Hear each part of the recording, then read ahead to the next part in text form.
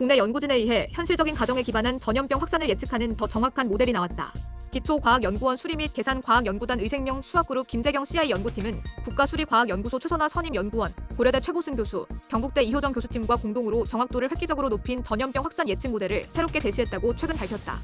미지의 바이러스가 나타나면 과학자들은 구조와 실체를 파악하고 제약사는 바이러스에 대항할 백신과 치료제를 개발한다.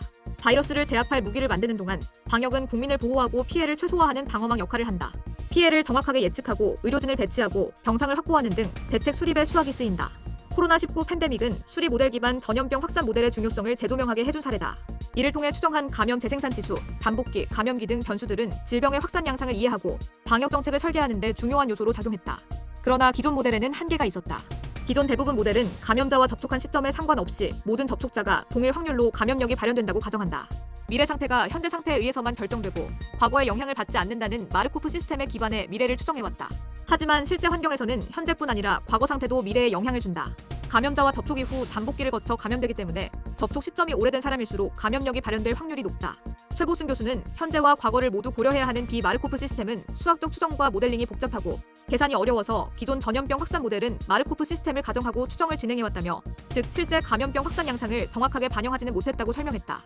IBS가 이끄는 공동연구팀은 현재와 과거를 모두 고려하는 새로운 감염병 확산 모델을 개발했다. 미래의 변화를 현재의 상태만으로 설명하는 상미분 방정식 대신 미래의 변화를 현재와 과거의 상태를 모두 이용해 설명하는 지연 미분 방정식을 도입해 기존 모델의 한계를 극복했다.